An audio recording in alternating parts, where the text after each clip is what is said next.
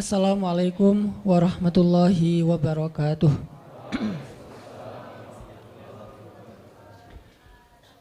Alhamdulillahirabbil alamin, hamdan katsiran tayyiban mubarakan fih kama yuhibbu rabbuna wa yarda.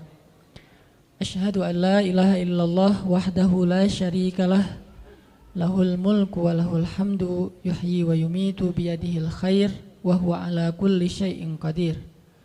Wa asyhadu anna Muhammadan abduhu wa rasuluhu la nabiyya ba'dah. Allahumma salli wa sallim wa barik ala sayyidina Muhammadin kama dzakarahu dzakirunal akhyar. Wa salli wa sallim wa barik ala sayyidina wa habibina Muhammadin makhtalafal lailu wan nahar. Wa salli wa sallim wa barik ala sayyidina wa habibina wa nabiyyina wa azimina Muhammad wa alal muhajirin wal ansar. Nahmadullaha ta'ala wa huwal mahmud wa huwal hamdi ahl wa nashkuruhu wa huwal mashkur wa huwa lisyukri ahl. Rabbi syrah li sadri wa yassir li amri wahlul 'uqdatan min lisani yafqahu qawli. Teman-teman sahabat fillah yang selalu setia dan istiqomah untuk selalu hadir dalam tongkrongan ilmu kita di setiap Rabu malam. Mudah-mudahan Allah Subhanahu wa taala selalu memberkahi waktu dan usia teman-teman semuanya. Mudah-mudahan dimudahkan segala urusannya, diangkat derajatnya, dimuliakan dunia dan akhiratnya.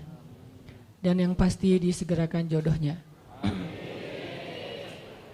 Kalau doa mah udah 5 tahun ya berdoa gitu ya. Tinggal eksekusi. Teman-teman semuanya, pada malam ini kita insya Allah akan membahas satu tema yang menurut saya ini penting sekali. Tema ini terkait nanti dengan banyak realitas dalam kehidupan kita, baik secara pribadi maupun secara masyarakat ataupun berbangsa. Mudah-mudahan dengan tema ini kita punya bahan berpikir, kita punya wawasan yang diambil dari referensi yang maha benar yaitu Al-Quran, dari referensi yang selalu benar yaitu Al-Hadis, agar wawasan ini bisa menjadi bahan berpikir. Kenapa? Karena anak muda itu saya pikir adalah masa yang paling baik untuk berpikir kemudian menentukan sikap. Dengan kritisnya, dengan logika yang tajamnya, dengan semangat atau spiritnya yang luar biasa, sehingga anak muda yang sedang memiliki potensi yang besar seperti ini, dan ini hanya sekali dalam hidup kita terjadi, yaitu di masa muda, syabab. Kalau kita tidak cukup bahan berpikir, maka akhirnya kita akan salah menentukan sikap. Baik sikap itu sikap personal maupun sikap dalam bentuk kolosal yang disebut dengan umat, disebut dengan masyarakat, disebut dengan sosial, disebut dengan bangsa. Dan nanti sikap-sikap kolektif kita itulah yang akan menentukan arah dari perjalanan bangsa yang kita cintai. Sikap kolektif kita itulah yang akan menentukan wajah dari Indonesia ke depan. Nah, sikap kolektif ini dibangun dengan berdasarkan apa? Berdasarkan wawasan-wawasan yang menjadi bahan berpikir. Jadi sedikit demi sedikit kita mencoba, walaupun kita bukan peneliti, kita itu bukan seorang filosof, kita bukan pemikir, tetapi Allah Subhanahu wa taala mengamanahkan kepada kita akal dan hati. Untuk kita gunakan akal itu dan kita jadikan hati sebagai kompas kita dalam menentukan arah.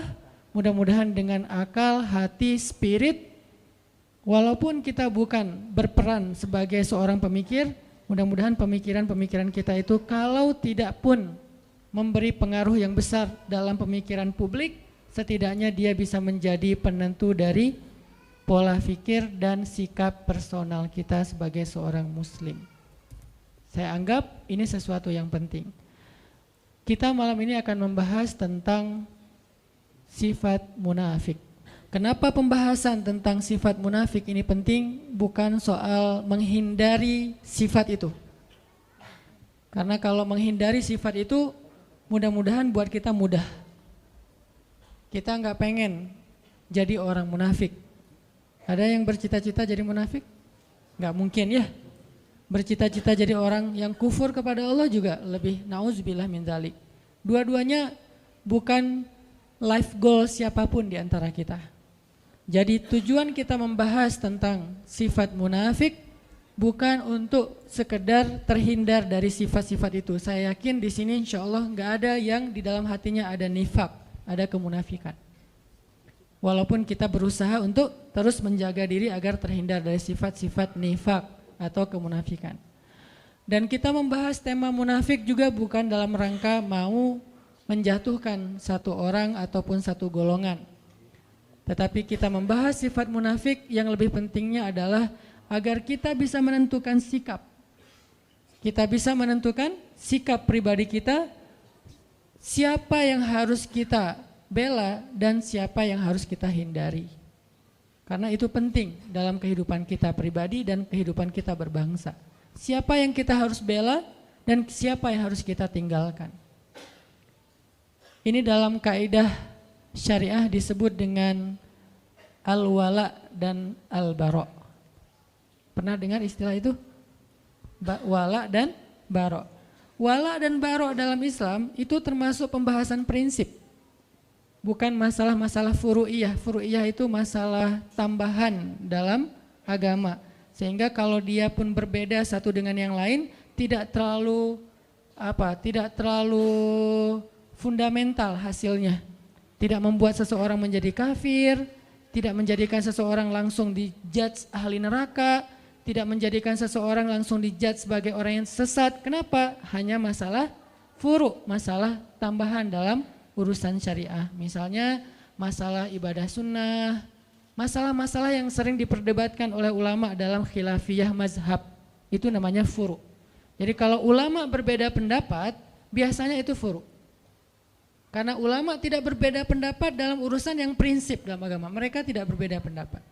Rata-rata kalau kita temukan ada perbedaan pendapat, baik itu fikih ataupun akhlak, maka biasanya itu adalah ciri-ciri permasalahan itu termasuk permasalahan furu'iyah, tambahan, cabang, bukan akarnya tapi cabangnya.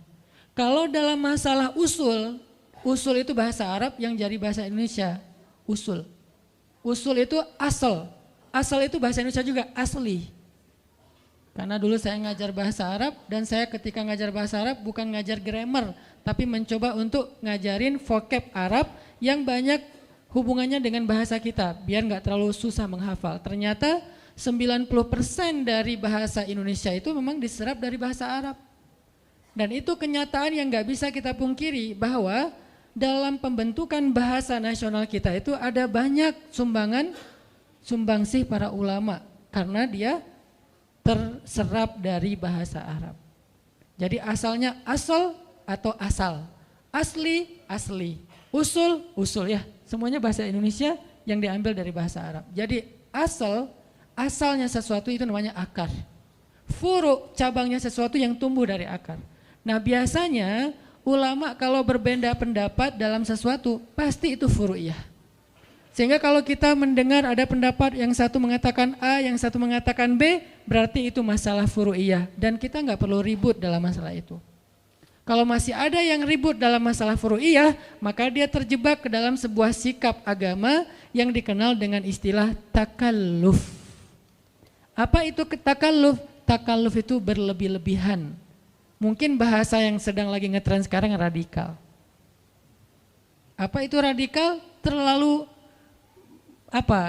Terlalu membesar-besarkan sesuatu yang sebetulnya kecil. Itu makna radikal dalam konteks agama kita, yaitu takalluf, melebih-lebihkan. Sesuatu yang masih bisa ditolerir tapi dibahas setiap hari. Seolah-olah itu menjadi prinsip agama. Seolah-olah yang melanggar itu langsung masuk neraka besoknya. Seolah-olah dia itu di neraka yang paling dalam. Seolah-olah dia yang paling celaka di muka bumi. Nah ini namanya takalluf. Nah, ini radikal yang sebenarnya.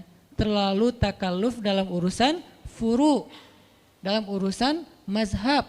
Sehingga sikap kita dalam perbedaan mazhab adalah respect, no judgment, menghargai pendapat yang berbeda. Jadi malam ini kita akan membahas salah satu yang usul, yaitu masalah kemunafikan. Ini yang pertama sekali Allah ceritakan di Al-Quran ketika Allah membuka surat Al-Baqarah. Walaupun surat Al-Baqarah itu turunnya belakangan, tetapi ditaruhnya di depan. Langsung setelah Ummul Kitab, seolah-olah Al-Baqarah itu anak pertama. Karena Al-Fatihah ibunya kan? Ibunya Alkitab, maka anak pertamanya Al-Baqarah, anak sulung nih. Dan yang paling panjang di Al-Quran. Tapi sebagian besarnya Madaniyah, turunnya di Madinah, walaupun berangsur-angsur. Turunnya di Madinah, tapi kok ditaruh di awal? Saking pentingnya pembahasan yang ada di dalam surat Al-Baqarah. Sampai sebagian ulama mengatakan Al-Baqarah itu sepertiga syariah. Jadi siapa yang bisa mengamalkan surat Al-Baqarah, bukan menghafal, mengamalkan surat Al-Baqarah, dia sudah mengamalkan sepertiga dari agama. Jadi siapa yang bisa mengamalkan Al-Baqarah, maka dia sudah mengamalkan sepertiga dari agama. Dan tahukah kita bahwa Umar ibn Khattab itu mengamalkan surat Al-Baqarah butuh waktu 13 tahun. 13 tahun mengamalkan Al-Baqarah, bukan ngafal. Kalau ngafal buat mereka gampang. Bahkan di antara mereka ada yang ngafal 1 juz itu dengan sekali dengar langsung hafal. Berarti 1 jam 1 juz. Itu pemecah rekor paling dahsyat. 1 juz 1 jam. Kalau di zaman kita mungkin paling cepat 1 juz 1 hari. Itu juga udah jenius banget. Tapi sahabat menghafal 1 juz lebih 1 lembar, yaitu surat Al-An'am 1 jam. Sekali dengar. Dan 1 jam itu bukan hafalan pertama. Kalau di teman-teman teras tahfiz pasti ngerti lah. Hafalan pertama itu kan yang penting udah hafal, cuman gak lancar, belum bisa di store kan. Belum mutkin gitu. Itu sekali dengar 1 jam mutkin. Dan ukuran mutkinnya gak ada 1 huruf pun yang salah. Gak ada 1 huruf pun yang salah. Siapa dia? Abdullah ibnu Mas'ud. Yang mendengar surat Al-An'am diturunkan kepada Nabi, Nabi bacakan, dia dengar, sekali dengar langsung kata dia, ya Rasulullah saya sudah hafal. Kata Nabi, ya Abdullah coba kamu baca. Dibaca dalam keadaan menghafal, gak ada 1 huruf pun yang salah. Itu bukan mutkin lagi, udah copy paste itu. Kita kadang-kadang copy paste aja masih ada yang ketinggal, komanya, emotikonnya gak kebawa gitu kan ya. Ini benar-benar dahsyat. Ternyata bukan itu masalahnya. Kenapa Umar kok mengamalkan Al-Baqarah 13 tahun? Bukan soal hafalannya, bukan soal membacanya. Ngamalin 1 ayat demi 1 ayat sampai dawam. Butuh 13 tahun mengamalkan Al-Baqarah. Saking luar biasanya surat Al-Baqarah. Sehingga Allah Subhanahu wa taala menyebutkan dan meletakkan Al-Baqarah menjadi surat pertama setelah Al-Fatihah. Bisa dibilang dia adalah surat-surat pembuka di dalam Al-Quran. Lalu ketika kita membaca surat Al-Baqarah, maka prolog atau mukaddimah dari kepalanya surat Al-Baqarah, headline-nya surat Al-Baqarah itu adalah langsung Allah berbicara tentang 3 golongan manusia. Di awal kita buka Al-Baqarah langsung Allah bicara tentang 3 golongan manusia.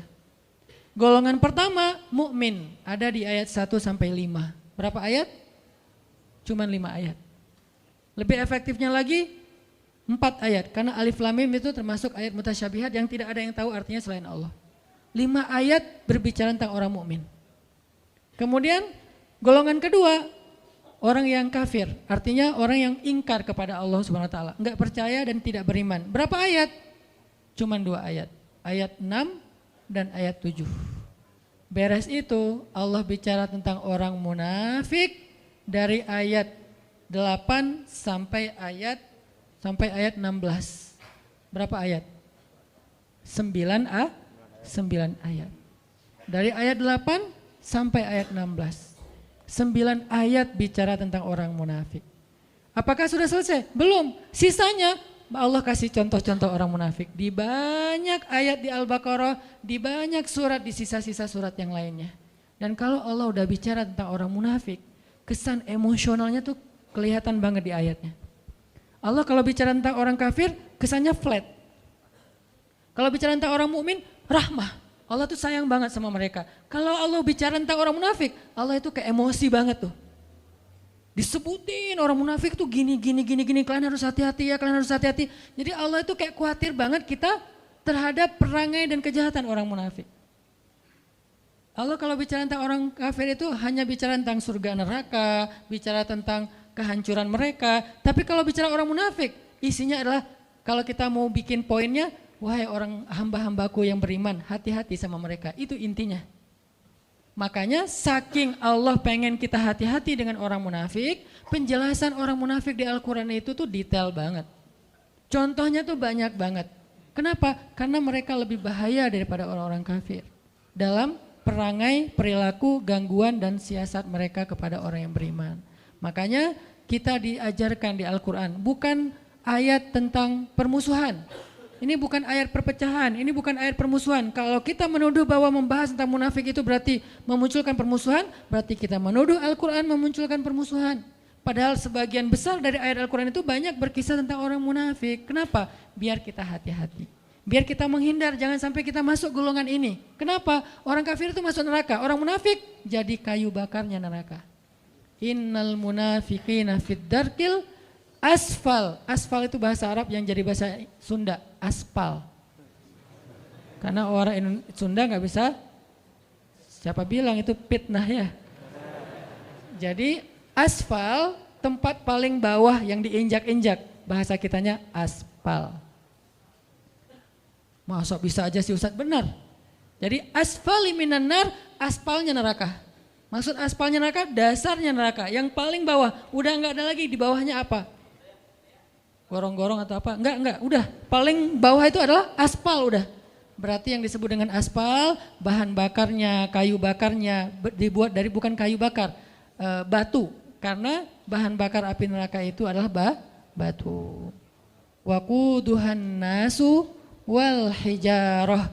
Bahan bakarnya adalah manusia dan batu. Manusia yang dimaksud di dalam ayat ini siapa? Innal munafiqina fid darkil asfali minan nar. Na'udzubillahi min dzalik. Ini sehingga tanpa kita sadari mungkin kita enggak termasuk orang munafik, tapi begitu kita berwala kepada orang munafik, membela orang munafik, berpihak sama orang munafik, mendukung kegiatan-kegiatan kemunafikan, maka kita masuk dalam golongan itu dan ini yang bahaya nih. Bukannya kita menjadi munafik, kita tetap sholat, tapi kita mendukung kemunafikan. Kita tetap puasa, tetapi kita membela kemunafikan. Kita tetap bayar zakat, tetapi kita berpihak kepada kemunafikan. Ini bahaya nih. Karena sholat, puasa, dan zakat kita adalah ritual.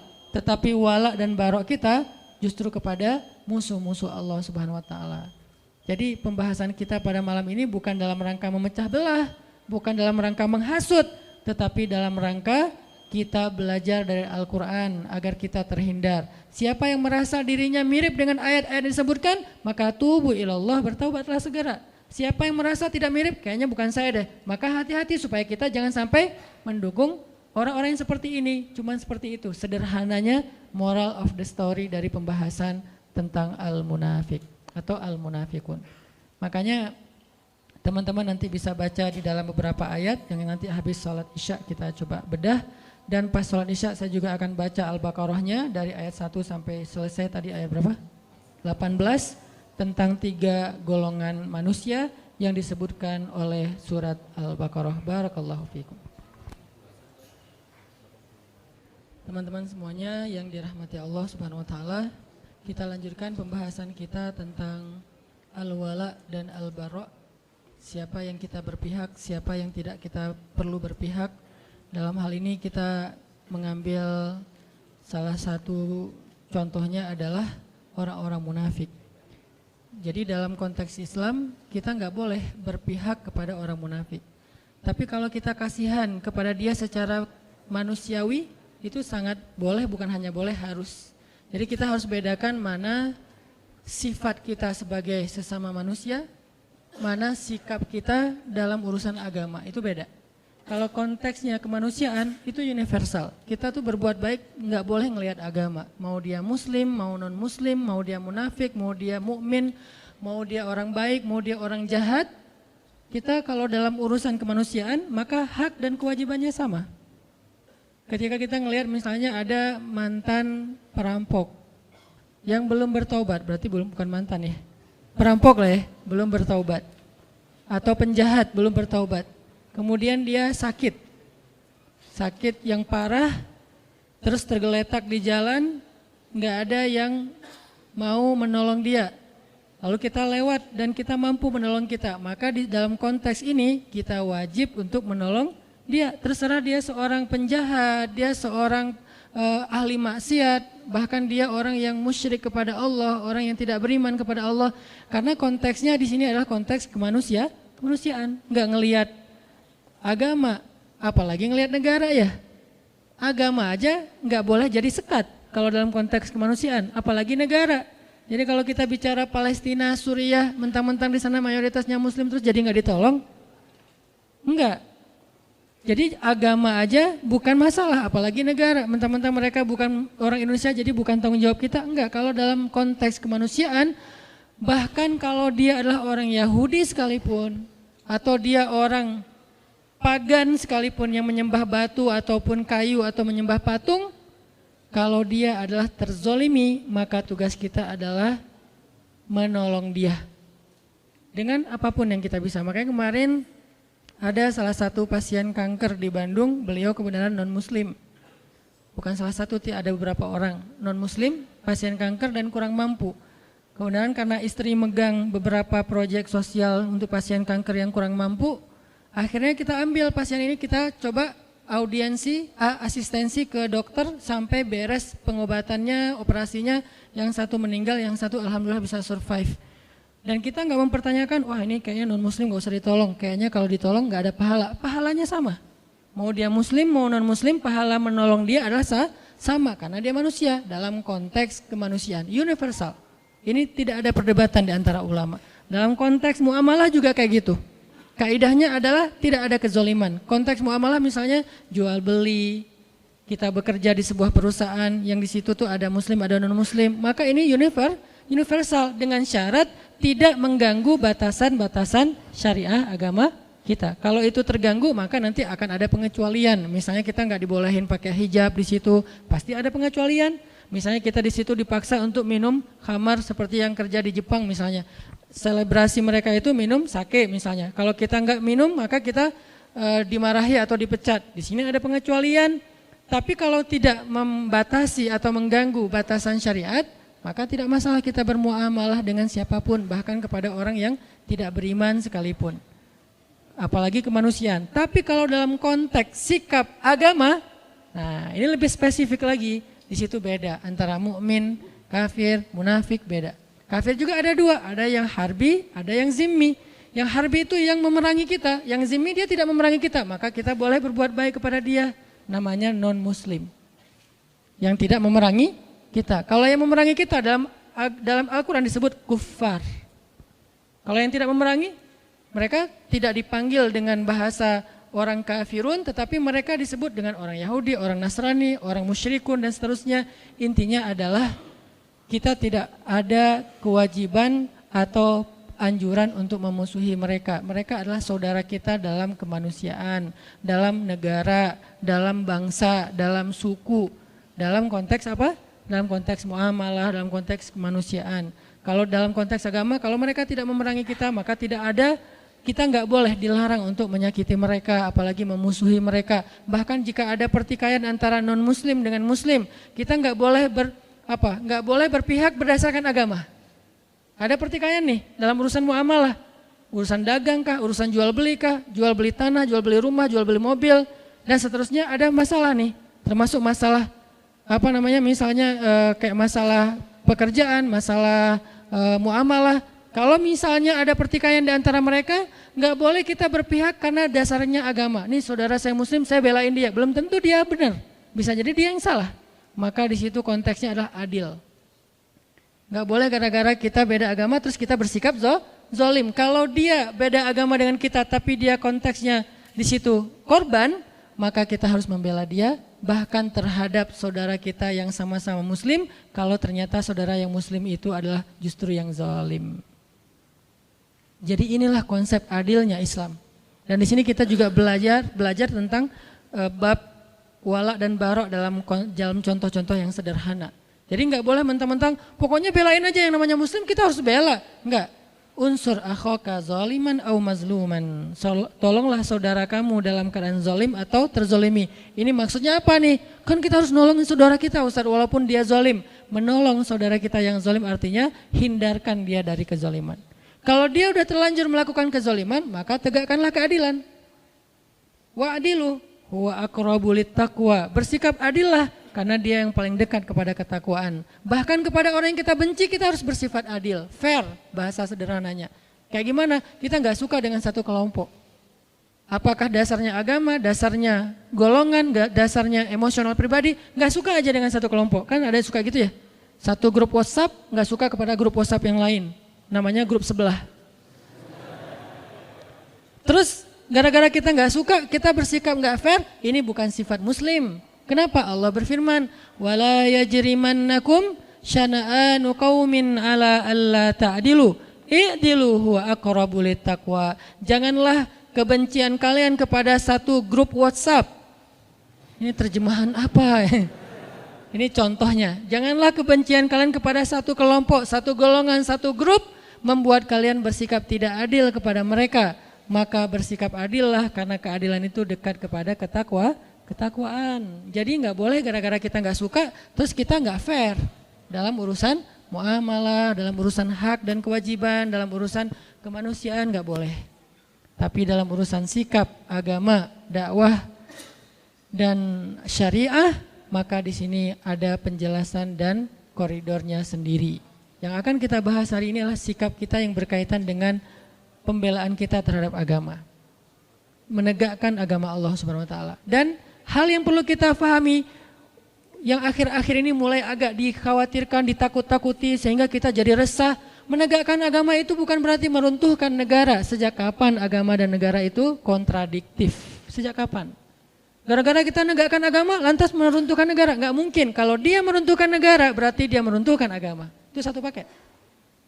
Kalau dia meruntuhkan negara, memecah belah negara berarti dia memecah belah umat, memecah belah agama, meruntuhkan agama. Sama itu. Dan kalau dia menegakkan agama, maka dia menegakkan negara. Karena satu paket, nggak bisa dipisahkan.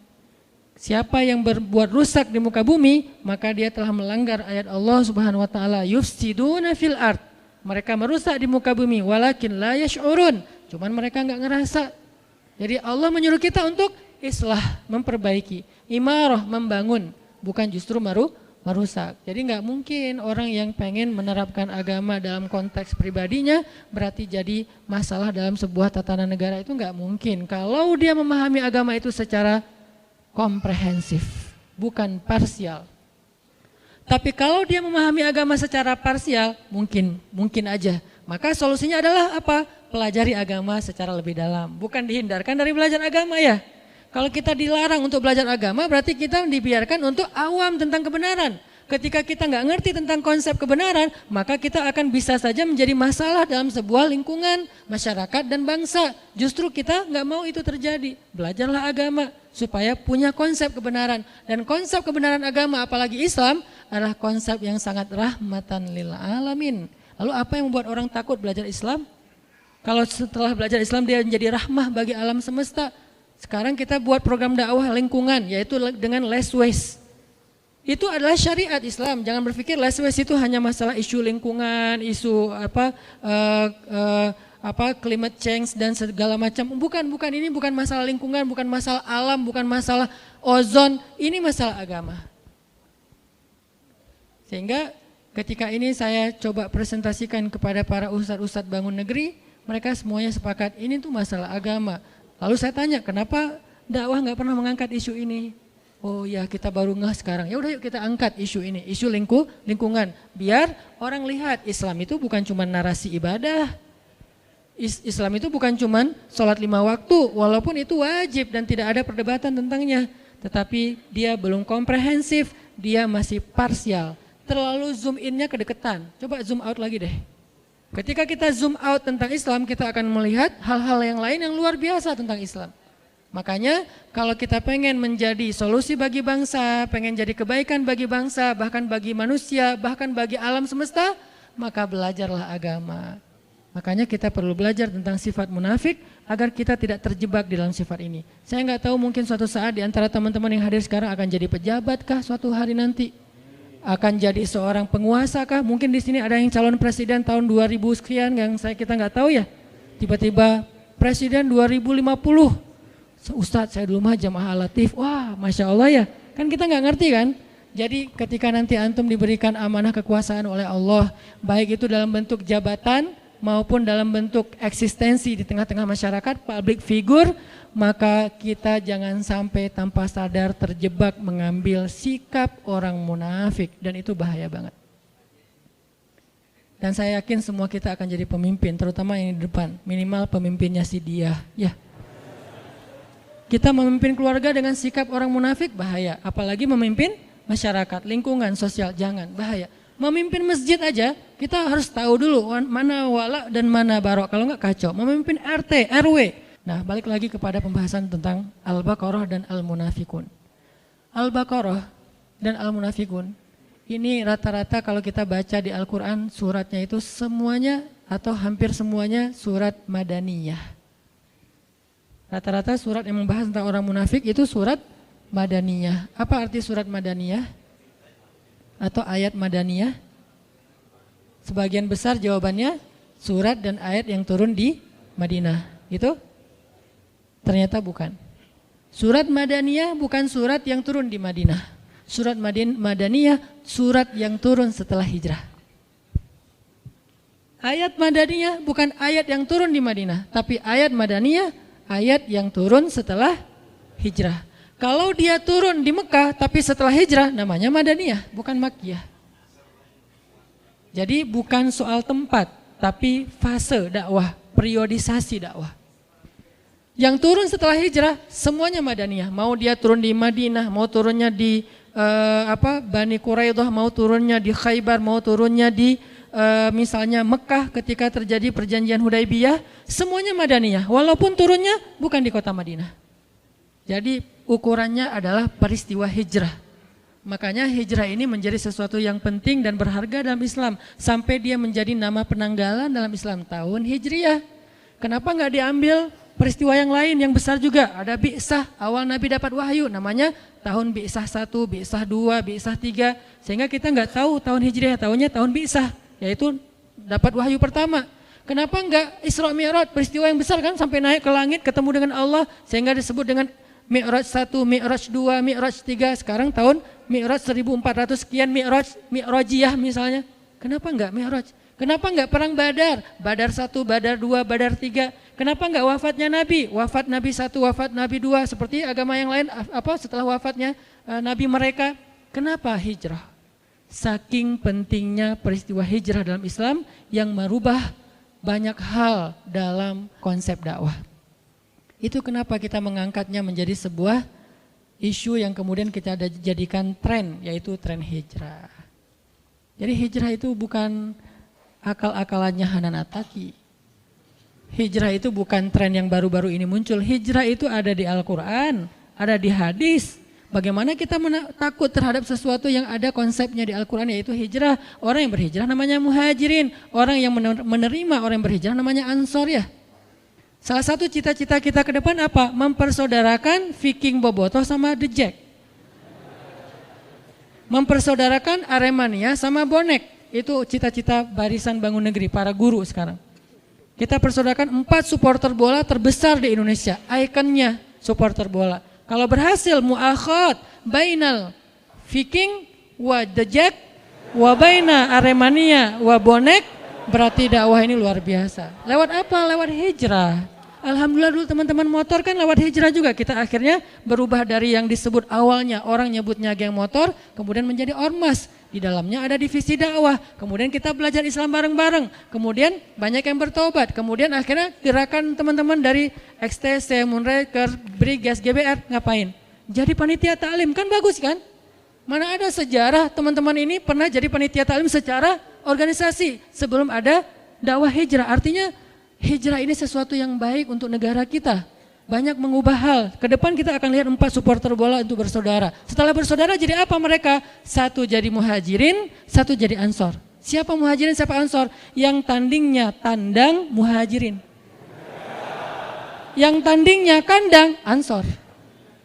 Nanti ketika muhajirin yang tandang datang ke kota lawannya disambut dengan tola al-badr. Kan seru ya? Kebayang nggak nyambut dejak di Padalarang gitu ya? Mereka datang bertruk-truk gitu disambut di Padalarang. Tola al-badru alaina. Wah, saya di depan tuh pakai mic. Vokalisnya saya sama Ebit Tola al-badru alaina. Itu perilaku ansor, bukankah itu kebaikan? Berarti hijrah teh. Gara-gara ada hijrah, ada muhajirin, ada ansor. Terus apalagi perilakunya? Ansor yu'thiruna ala anfusihim walau kana bihim khasasah. Mendahulukan muhajirin daripada dirinya walaupun dia butuh kepada sesuatu itu.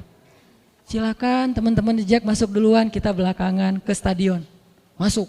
Udah selesai, udah ansor masuk. Teman-teman Viking Bobotoh masuk. Di dalamnya saling mendoakan kebaikan. Semoga kalian menang. Enggak, kalian aja yang menang. Kan seru ya?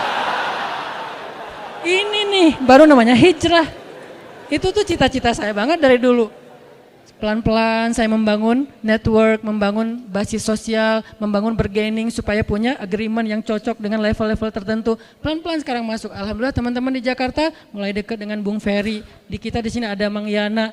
Pelan-pelan suatu saat nggak ada lagi adegan pembunuhan, pengeroyokan, kezoliman yang kayak sering kita lihat baik di Dejak maupun di Bobotoh sama-sama punya korban, nggak ada lagi. Yang ada saling mendoakan. Semoga kalian menang, kalian aja. Akhirnya rame lagi gara-gara itu ya. Saling mendoakan kebaikan. Ternyata gara-gara saling mendoakan, fair, nggak ada yang menang. Seri, asal tanding di sini seri, asal tanding di Jakarta seri. Yang lain baru kita doakan yang berbeda. Artinya kayak luar biasa gitu. Nanti pas pulang dianterin, dikasih bekal, bawain apa misalnya, sebutlah oleh-oleh Bandung, khas Bandung gitu kan ya. Buah-buah yang ranum atau apalah gitu kan. Bawain peyem kayak apalah. Bawain bala-bala, banyakin cengeknya, kasih kan biar gregetan gitu kan. Wah Masya Allah, karena saya makan bala-bala gak ada cengek, gak ada rasanya. Pas kita ke Jakarta dibawain apa, ondel-ondel atau apalah sama teman-teman. Ini semuanya adalah karena hijrah. Itu tuh goal dari program hijrah kita, bukan sekedar ngaji. Ngaji ini adalah cara kita untuk mengupgrade kapasitas spiritual dan wawasan. Tapi praktek sesungguhnya dari hijrah itu adalah behavior, perilaku kita. Baik itu perilaku personal maupun perilaku sosial. Perilaku sosial itu tadi mu'akhad, persaudaraan antara kita. Dan itu udah terjadi di Bandung dengan ikonnya anak-anak motor. Itu bukti bahwa hijrah itu ternyata solusi untuk bangsa. Kenapa kita malah takut? Aneh kan? Logikanya harus kita asah lagi nih. Dengan apa mengasah logikanya? Dengan Al-Quran, dengan hadis Rasulullah SAW. Berarti kalau ini menjadi solusi untuk bangsa, berarti Rasulullah itu orang yang sangat berjasa bagi bangsa kita. Karena Rasul yang udah ngajarin tentang konsepsi hijrah ini kepada kita, yang konsep itu lalu saya convert, saya terjemahin bersama dengan para guru untuk menjadi program sosial. Berarti Rasul berjasa banget. Rasul berjasa untuk kita sejak dulu. Nanti berjasa lagi di padang mahsyar. Kita pikir udah selesai urusan kita sama Nabi. Belum selesai. Satu-satunya urusan dengan manusia yang dibawa sampai ke akhirat, itu cuma Nabi loh. Kita dengan pasangan kita aja udah beres. Memang sehidup semati, tapi tidak sehidup lagi. Sehidup lagi udah pisah. Ketemu lagi di surga ya kalau masuk surga dua-duanya. Kalau salah satu di surga yang salah satu di neraka, na'udzubillah min zalik, maka dia akan dipasangkan lagi dengan pasangan yang sesuai dengan dia. Na'udzubil, kan gak rela banget ya, udah di neraka terus dia selingkuh gitu kan ya. Jangan sampai. Makanya kalau dua-duanya di surga, balik lagi bareng. Makanya Rasul itu berjasa untuk kita bukan cuma di dunia teman-teman, sampai di padang mahsyar. Satu-satunya manusia yang teman-teman bisa lihat di YouTube beberapa booster saya tentang Rasulullah yang paling sibuk di akhirat, yang paling sibuk mengurus orang lain itu cuma satu orang, Nabi Muhammad SAW. Yang lain semuanya ngurus diri sendiri. Semuanya berlaku kalimat kullum ri'im minhum yawma idzin sya'nun yughnih. Semua orang pada hari itu sibuk dengan urusannya sendiri-sendiri. Illa Rasulullah SAW yang sibuk dengan urusan umatnya. Makanya nggak terputus urusan kita dengan Nabi, nggak terikat dengan zaman, tempat, terus sampai lintas zaman dunia dan akhirat. Jadi kita balik lagi Ternyata pembahasan tentang orang munafik itu muncul setelah hijrah. Bukan di Madinah, setelah hijrah. Kenapa baru muncul munafik ini? Gerakannya, kekacauannya setelah hijrah. Karena Islam setelah hijrah itu mulai eksis. Sebelum hijrah, Islam itu tertindas. Islam itu tersembunyi, hanya ada di beberapa golongan-golongan kecil, yaitu orang-orang yang lemah di kota Mekah. Tapi setelah hijrah, Islam itu eksis, kuat, berpengaruh. Muncullah orang-orang munafik, muncullah ayat-ayat tentang munafik, muncullah surat Al-Munafikun. Cari di Al-Quran itu surat apa? Madaniyah, surat yang turun setelah hijrah. Jadi nggak heran kalau kemunafikan dalam berbagai macam bentuk-bentuknya itu muncul setelah Islam semakin eksis dan berpengaruh. Orang mulai datang ke masjid beramai-ramai. Yang dulunya kita susah banget melihat anak muda ramai di masjid seperti sekarang ya. Dulu masjid itu diramaikan oleh siapa? Oleh kakek-kakek. Sekarang fenomenanya Masya Allah. Setelah hijrah dalam konteks kekitaan, maka yadkhuluna fi dinillahi afwaja. Orang berbondong-bondong masuk ke dalam agama Allah. Agama di sini bisa artinya syariat, bisa artinya masjid, bisa artinya taklim. Berbondong-bondong. Baik itu kajian saya, kajian Ustaz Abu Somad, kajian Ustaz-Ustaz yang lain, semuanya ramai. Lebih ramai daripada konser. Setelah apa? Setelah hijrah. Maka dalam satu paket, begitu hijrah muncul, eksistensi Islam muncul, muncullah kemunafikan. Kenapa dia muncul? Baru dibedah oleh Al-Quran. Kemunafikan itu kenapa kok munculnya setelah hijrah? Terus perangainya kayak gimana? Itu kenapa surat-surat atau ayat kemunafikan itu rata-rata madaniyah. Pertanyaan berikutnya, kenapa kemunafikan muncul setelah hijrah dan Islam eksis? Salah satu masalahnya adalah ciri-ciri orang munafik atau golongan munafik adalah dengki. Bahasa Arabnya hasadin.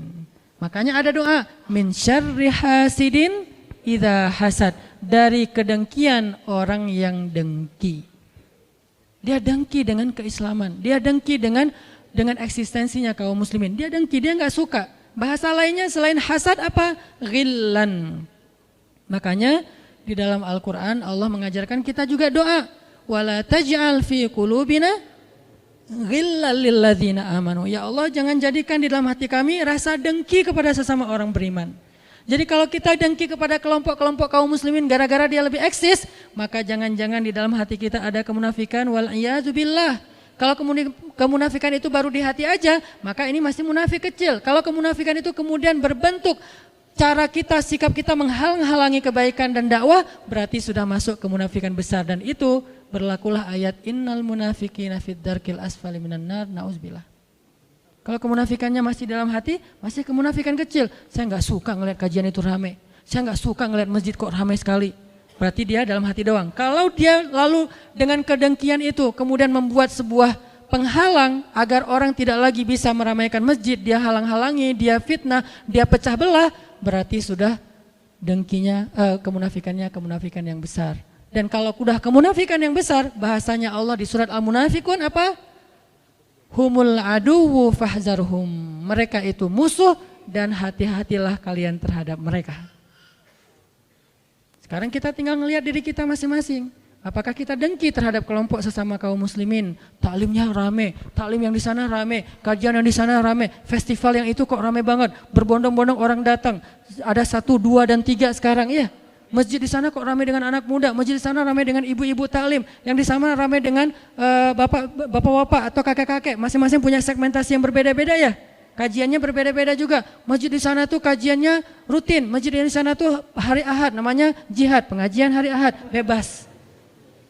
Kalau kita dengki ngelihat masjid ramai, berarti dalam diri kita udah ada ayatul munafik. Salah satu ciri kemunafikan, hati-hati. Kalau kita nggak suka ngelihat masjid ramai. Tapi kalau kita melihat bukan ke masjid ramainya, lebih ke urusan teknis, maka cari solusi, jangan dihalangi. Cara solusinya gimana? Ya udah batasi pesertanya, jangan rame-rame. Karena kenapa? Karena nggak memadai misalnya tempatnya. Atau carikan, yuk kita sama-sama dukung. Karena masjidnya udah rame, parkir nggak ada. Ya udah, siapa yang mau meminjamkan lapangannya untuk parkir? Nanti berlaku di situ ayat wa ta'awanu 'alal birri wat taqwa, saling menolong dalam kebaikan dan ketakwaan. Itu lebih bagus lagi. In tansurullaha yansurkum, kalau kamu tolong agama Allah, Allah tolong kamu. Tijarah dengan Allah, dengan hartanya dan dirinya. Itu yang harusnya kita lakukan. Ngelihat masjid rame. Al-Latif sekarang rame nih. Aduh, membludak, parkir susah. Akhirnya jamaah kadang-kadang mikir untuk, kajiannya di Al-Latif ya. Aduh, pasti parkirnya susah, gak jadi datang deh. Sehingga yang datangnya setengah dari biasanya. Kalau di TSB datang karena parkirnya luas, tempatnya luas. Nah, kita carikan solusi. Kan nggak mungkin setiap hari, setiap minggu juga di TSB karena mereka juga punya jadwal. Oh ya udah, saya punya lapangan. Di mana misalnya? Di Cihanjuang. Nggak mungkin juga sih, kejauhan gitu. Saya punya lapangan daerah-daerah sini nih, daerah Cihapit. Pakai aja. Nggak usah wakaf, tapi pinjam. Karena kalau wakaf mungkin agak berat, kita masih butuh ya. Pinjamin aja lapangan. Berarti kita mendukung agama Allah dan senang kalau masjid rame. Kita sumbang apa yang kita bisa sumbang? Makanan kek atau apa aja biar nyaman jamaahnya. Berarti insya Allah di dalam hati kita itu ada iman. Kenapa? Hanya orang yang beriman yang senang melihat masjid itu makmur. Innama ya'muru masajidallah man aman. Sesungguhnya yang memakmurkan masjid Allah dan senang dengan makmurnya masjid man amana billah, orang yang beriman kepada Allah.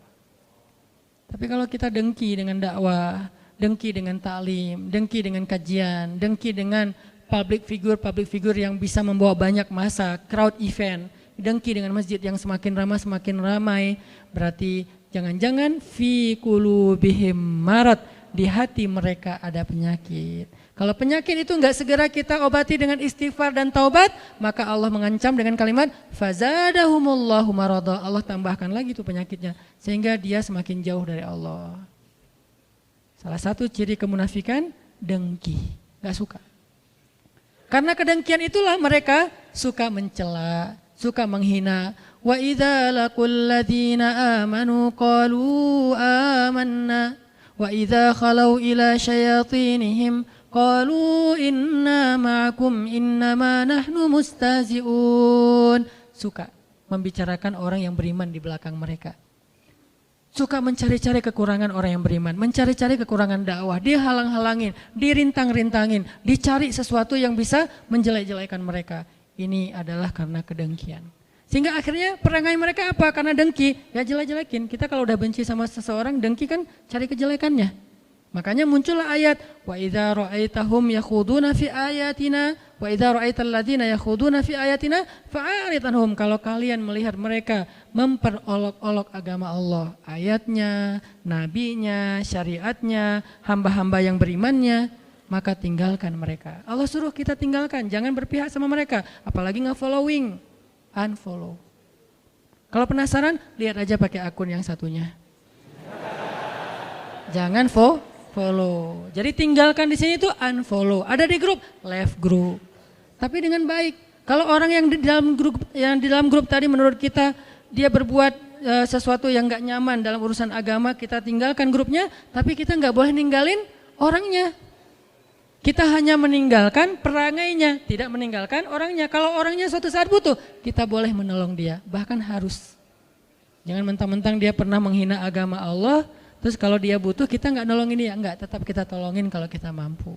Siapa yang menolong? Yang paling dekat dengan dia hubungannya.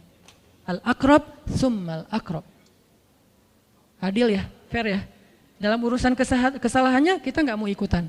Tapi dalam urusan kebutuhan manusiawinya kita akan menolong dia. Itu fair banget. Itulah rahmatan lil alamin. Itu Islam. Bukan ditinggalkan sama sekali. Itu ekstremis. Bukan juga berpihak banget sama dia. Itu namanya cari muka. Atau dia labil nggak punya sikap. Islam itu wasaton, tengah-tengah. Arti tengah-tengah bukan labil. Dia dalam satu hal bersikap tegas, di sifat yang dalam hal yang lain dia bersikap penuh dengan kasih sayang. Satu, dengki, penyakitnya. Dua, penyakit munafik adalah sombong.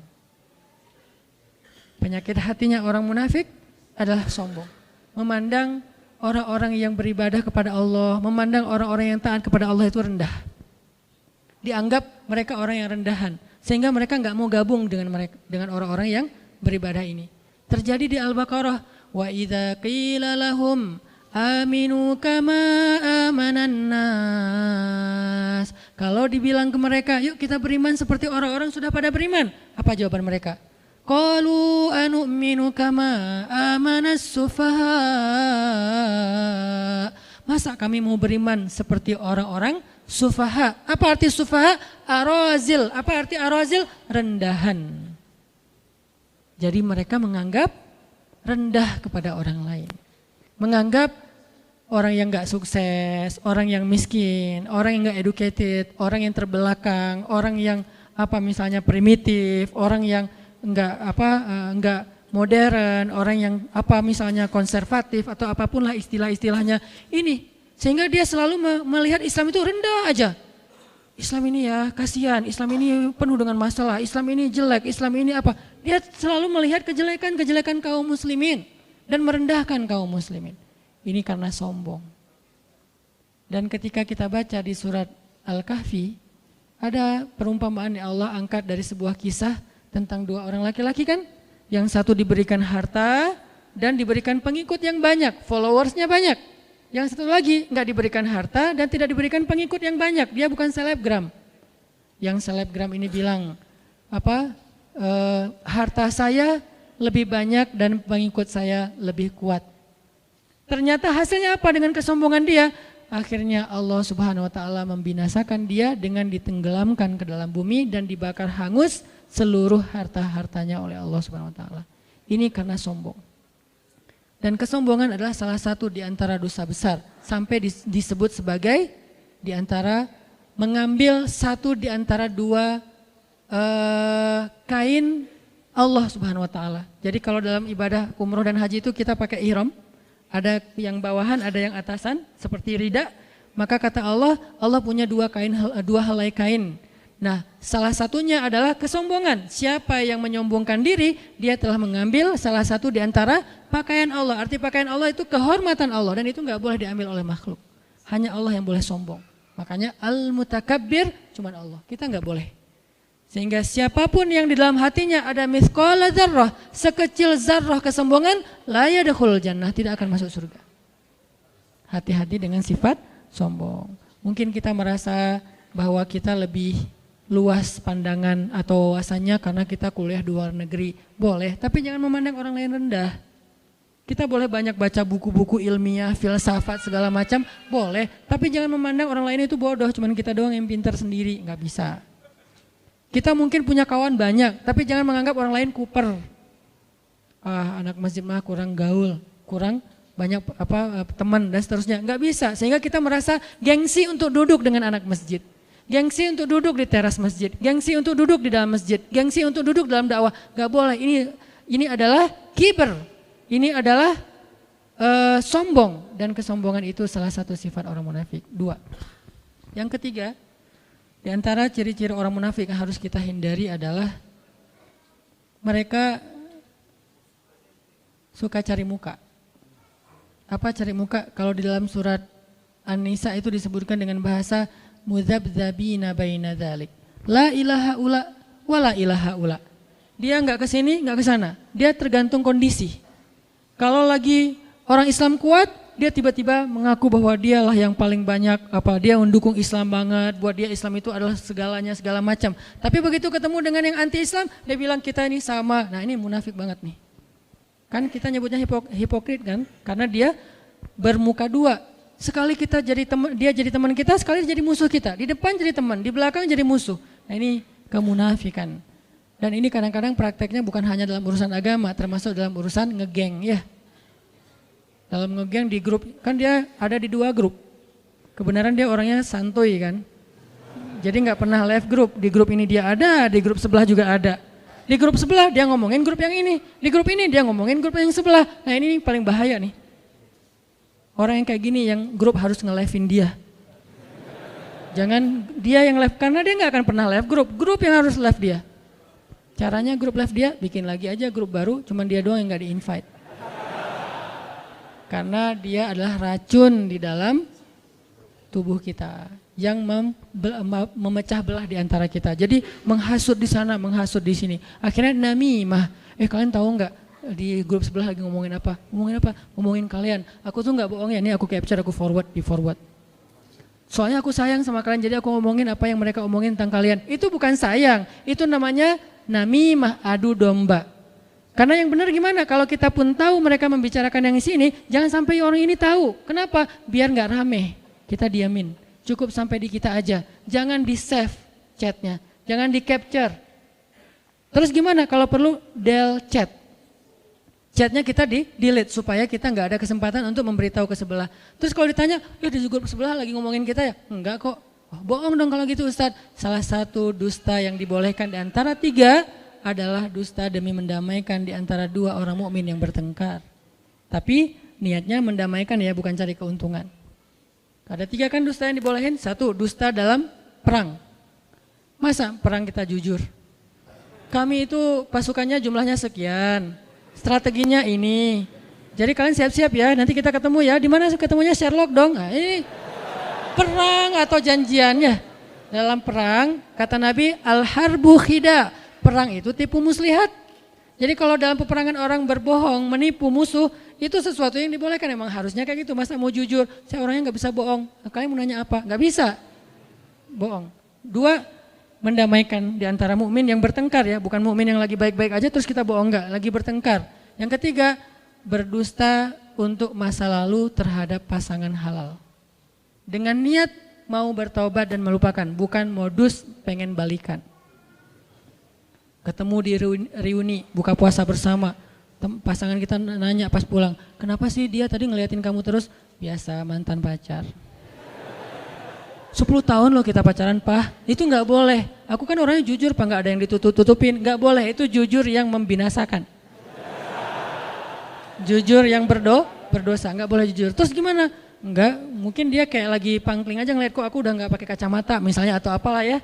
Bilang apa aja, tapi dengan niat kita nggak akan balikan, bukan jadi modus. Kalau modus, innallaha alimun bidzatis sudur. Allah lebih tahu isi hati.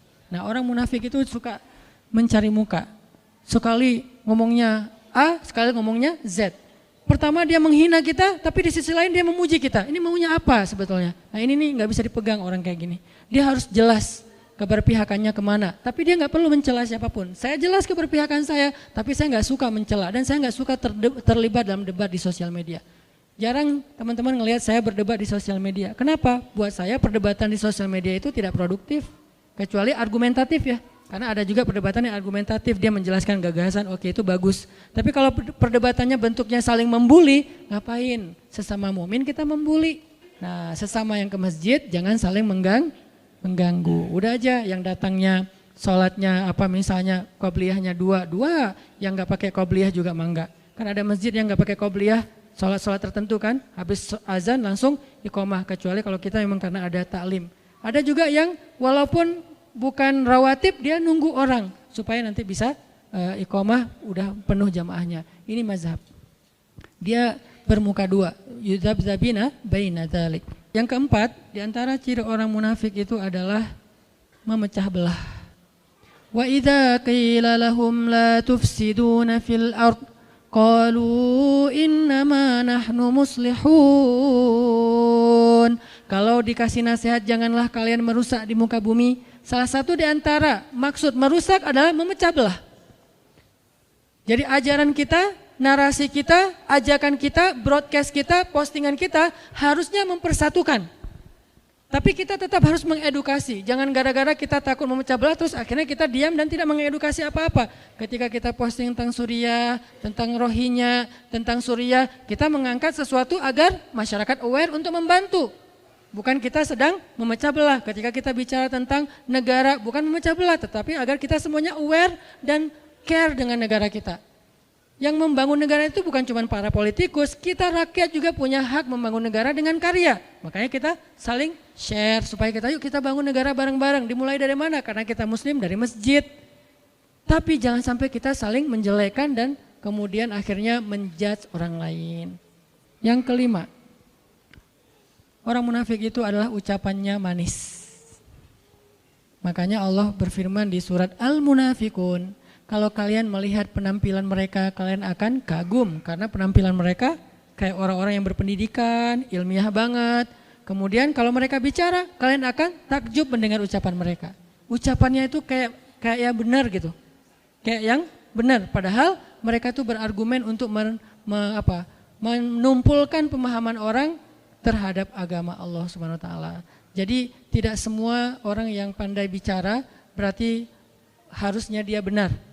Maka yang menjadi ukuran kebenaran dan yang salah bukan argumentasi seseorang, tetapi apa dasarnya, apa referensinya. Kalau dasar dan referensinya ayat Allah, hadis Rasulullah SAW, maka mudah-mudahan dia adalah orang yang berkata qaulan sadida, ucapan yang jujur, ucapan yang benar. Tapi kalau yang dia bicarakan itu justru bertolak belakang dengan ayat Allah, bertolak belakang kaidahnya, bukan mana ayatnya. Kadang-kadang nggak harus persis ayatnya, tetapi dia tidak bertolak belakang dengan ayat Allah, maka itu benar. Tapi kalau bertolak belakang, Allah mengatakan tutup aurat, dia bilang suruh buka. Allah mengatakan nikahlah, dia bilang jangan nikah. Nah ini bertolak belakang nih. Kalau bertolak belakang, kita jangan lihat argumennya, tapi lihat dalilnya. Bertentangan nggak dengan agama Allah? Bertentangan nggak dengan syariat? Kalau ada orang mengajak, yuk kita nikah segera mungkin, nikah muda, jangan takut nanti Allah yang kasih rezeki, karena saya udah mempraktekkan itu. Saya udah punya pengalaman dan pengalaman itu saya share. Saya menikah nggak punya modal. Menikah nggak punya modal, tapi Allah modalkan, kemudian Allah mudahkan segala urusan. Punya anak awalnya nggak punya modal, makanya bawa ke bidan karena yang paling murah. Akhirnya bidannya lagi sekolah, saya lahirin sendiri. Istri saya ngelahirin, saya yang bidanin maksudnya. Ngebidanin sendiri. Kenapa? Karena nggak sanggup membawa ke rumah sakit. Tapi apakah udah berakhir hidup saya? Enggak. Setelah itu Allah kasih rezeki, ujian rezeki. Karena kenapa? Fa inna ma'al usri yusra. Sehingga saya mengajak, memotivasi anak muda, yuk nikah. Tujuannya apa? Biar kita tidak terjebak dalam pergaulan bebas, perzinahan yang diawali dengan pacaran, yang diawali lagi dengan pacaran Islami. Ya. Karena semuanya adalah bahasa talbisul iblis. Kita tinggalkan pacaran, udah pacarannya habis nikah aja. Itu tuh goals dari saya membawa tema-tema jomblo fisabilillah. Bukan masalah jomblonya sebetulnya, masalah fitnah, masalah menjaga kehormatan, tapi mengajak menikah. Tapi kemudian muncul lagi wacana untuk mempersulit pernikahan. Nah ini juga bahaya nih. Makanya kita harus sama-sama meneliti mana yang terbaik untuk bangsa kita. Cari solusi. Kalau menurut saya anak muda itu dikasih beasiswa nikah. Siapa yang menikah beasiswa mahar. Kemudian bahkan di beberapa negara di Turki itu siapa yang menikah dengan perempuan Suriah itu dibiayai oleh negara. Kenapa? Karena perempuan Suriah itu tidak ada yang merawat. Mereka itu pengungsi, mereka yatim piatu. Jadi siapa yang menikahi perempuan Suriah, maka dibiayai oleh negara. Walaupun nggak harus gitu-gitu amat juga sih. Ntar yang belakang protes, Ustaz emang harus ke Suriah? Nggak juga sih. Ini contoh ya, contoh. Artinya negara terlibat dalam menyelesaikan masalah anak muda. Masalah anak muda itu 3. 1, masalah cinta. Apa solusi negara untuk masalah cinta? Beasiswa menikah. Keren kan? Kedua, masalah anak muda itu adalah karir. Apa solusi negara? Menciptakan lapangan pekerjaan, memudahkan pendidikan, menggratiskan pendidikan, itu yang kedua. Yang ketiga, masalah anak muda, entertain. Entertain itu tempat ruang mereka untuk kolaborasi, komunikasi, berkreasi, berkarya, termasuk mereka yang senang dengan olahraga, main segala macam. Sediakan ruang-ruang anak muda, youth space gitu ya. 3 masalah ini ternyata dicarikan solusi, bukannya kita terhalangi. Makanya saya berharap kemana saya pergi itu saya ngobrol sama wali kota, sama bupati, sama gubernur, Pak bikin program beasiswa mahar. Insya Allah banyak banget yang akan mendukung, terutama usia di bawah 25 tahun. Itu semangat banget. Tapi tetap ada pemerintah mengawal, makanya muncul sekarang wacana peraturan supaya lebih matang secara mental ya, secara psikis. Cuman mudah-mudahan ini benar-benar jadi solusi sehingga akhirnya tidak ada lagi perempuan yang ditelantarkan. Itu benar banget. Karena ada banyak kasus setelah menikah perempuannya ditelantarkan, banyak kasus kayak gitu. Akhirnya dia harus pergi ke Hong Kong untuk bekerja karena suaminya tidak bertanggung jawab, dia harus menafkahi anaknya. Banyak kasus kayak gitu. Nah, makanya dicarikan solusi juga. Intinya adalah agama itu solusi bagi umat, solusi bagi bangsa, solusi bagi negara. Sehingga bangsa yang ingin negaranya maju harusnya mudah-mudahan bisa menerapkan Islam secara kafatan.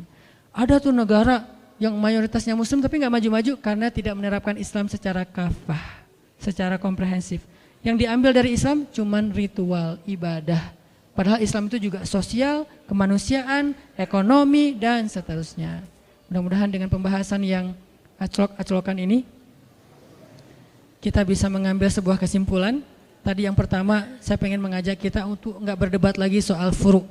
saya menghargai teman-teman dari Madinah yang berpendapat masalah tekstual syariah, tapi saya juga berharap teman-teman Madinah hargai lulusan Kairo yang berpendapat kontekstual. Kita punya dua pandangan yang berbeda yang menjadi akar perbedaan pendapat fikih. Rata-rata kayak gitu. Saya, Ustadz Abdul Somad, dan beberapa ustadz yang lulusannya dari Kairo biasanya pendapatnya kontekstual. Tapi teman-teman yang rata-rata dari Mekah Madinah biasanya berpendapat tekstual, dan itu baik, dua-duanya baik. Ada pendapat dan dalilnya yang sama bahkan. Tinggal saling menghargai, satu.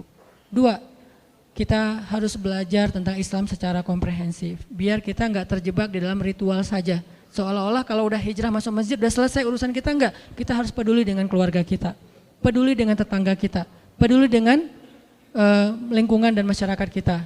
Walaupun tidak harus peduli tentang mantan kita. Jadi kita peduli kepada sosial. Mantan gimana pedulinya? Suruh orang lain aja yang peduli. Kita fokus dengan diri kita supaya bisa move on. Yang ketiga, pelajarilah sesuatu yang buruk supaya kita bisa menghindarinya, bukan supaya kita melakukannya. Makanya seorang ulama bernama Ibnul Musayyab mengatakan, orang semuanya belajar masuk surga, sedangkan saya belajar tentang neraka.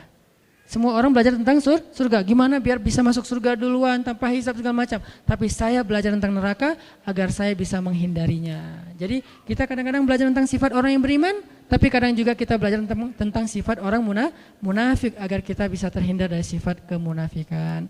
Barakallahu fikum, mudah-mudahan Allah cabut kedengkian dari hati kita, kesombongan dari hati kita. Jangan sampai kita menjadi termasuk orang-orang yang menghalang-halangi jalan Allah, menghalang-halangi agama Allah, menghalang-halangi dakwah di jalan Allah Subhanahu wa taala. Yasudduna an sabilillah, mereka menjadi batu sandungan di jalan Allah Subhanahu wa taala. Mudah-mudahan kita tidak termasuk golongan tersebut, dan mudah-mudahan Allah Subhanahu wa taala membimbing kita agar kita menjadi orang yang mukminuna haqqa, mukmin yang sebenar-benarnya. Barakallahu li wa lakum, wassalamualaikum warahmatullahi wabarakatuh.